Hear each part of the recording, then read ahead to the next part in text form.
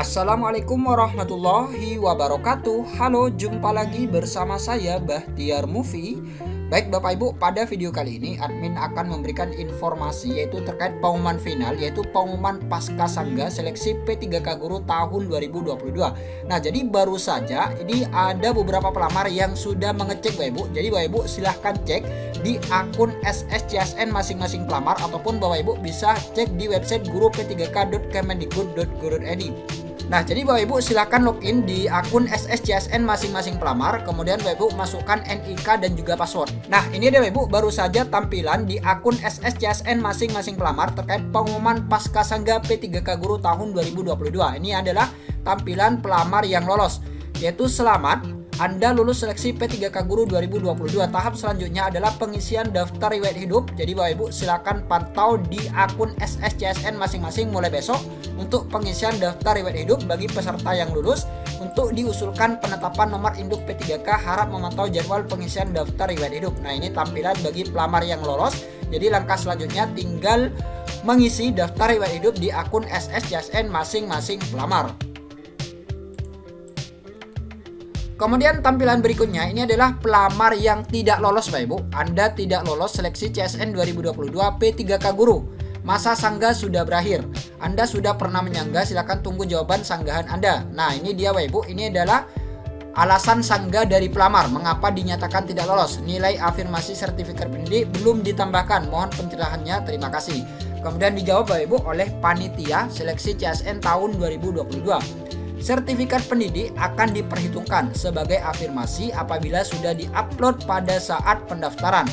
Jika baru menerima serdik setelah masa pendaftaran 2022 akhiri, maka serdik tidak diperhitungkan untuk menerima afirmasi. Nah, jadi bagi Bapak Ibu, walaupun memiliki sertifikat pendidik namun tidak diupload setelah Bapak Ibu mengakhiri pendaftaran di seleksi P3K tahun 2022, maka sertifikat pendidik ini tidak diperhitungkan sebagai afirmasi karena Bapak Ibu tidak mengupload dalam masa waktu yang ditentukan. Nah, jadi seperti itu untuk pelamar yang bertanya terkait tambahan afirmasi sertifikat pendidik. Kemudian tampilan berikutnya yaitu salah satu pelamar yang dinyatakan tidak lolos. Maaf, Anda tidak lolos seleksi CSN 2022 P3K Guru. Nah, ini pelamar menyangka Bapak Ibu, saya merupakan pelamar P3 dari sekolah induk. Saya mengajar yang linier dengan jurusan saya dengan masa kerja lebih dari 7 tahun.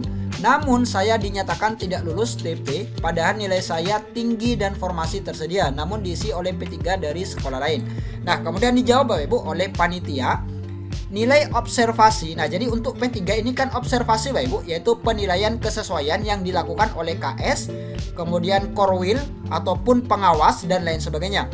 Ini diurutkan berdasarkan ranking per jabatan. Nah, jadi diurutkan berdasarkan ranking per jabatan. Misalkan jabatan guru kelas ini diurutkan Bapak Ibu, diurutkan. Kemudian jabatan ahli pertama guru agama Islam misalkan, ini juga diurutkan berdasarkan jabatan, dengan mendahulukan guru yang berada pada sekolah induk. Apabila pada sekolah induk sudah terpenuhi kebutuhannya, nah ini jika di sekolah induk terpenuhi kebutuhannya, maka guru yang bersangkutan akan dicarikan formasi ke sekolah lain yang membutuhkan dengan tidak menggeser guru honor yang ada. Jika tidak ditemukan lagi kebutuhan dalam instansi, maka guru tersebut tidak mendapatkan penempatan. Hal ini sebagaimana dalam Permen Pan RB nomor 20 tahun 2022. Nah, jadi pelamar ini tidak mendapatkan penempatan karena tidak ditemukan lagi kebutuhan dalam instansi. Jadi seperti itu. Formasi yang dibuka adalah sebagaimana yang diusulkan oleh pemerintah daerah. Silakan kepala sekolah berkoordinasi dengan pemerintah daerah setempat untuk dapat mengusulkan formasi berdasarkan kebutuhan pada Dapodik. Nah, jadi itu dia Ibu tampilan di sscsnbkn.go.id milik pelamar, yaitu ada yang lolos dan juga ada yang tidak lolos. Nah, jadi bagi pelamar yang sudah dinyatakan lolos, maka selanjutnya Bapak Ibu tinggal mengisi daftar riwayat hidup. Nah, ini dia Bapak Ibu tampilan jika Bapak Ibu ingin mengisi daftar riwayat hidup. Nah, ini dia. Kemudian di sini ada opsi apakah Bapak Ibu akan melanjutkan mengisi daftar riwayat hidup ataukah Bapak Ibu tidak, saya ingin mengundurkan diri, ataupun Bapak Ibu ingin mengundurkan diri, Bapak Ibu silakan pilih. Jadi seperti itu.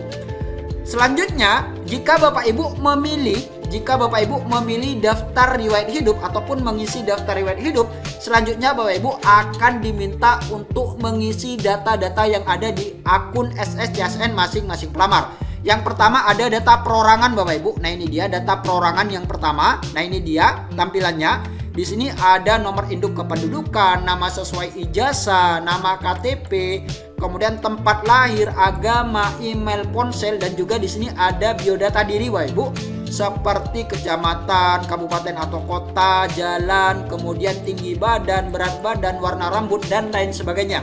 Nah, jika Bapak Ibu sudah mengisi data perorangan ini, selanjutnya Bapak Ibu akan diminta untuk mengisi riwayat pendidikan. Nah, untuk riwayat pendidikan Bapak Ibu silakan isikan saja riwayat pendidikan mulai dari SD, SMP, SMA, dan juga riwayat pendidikan terakhir yang digunakan untuk mendaftar seleksi P3K.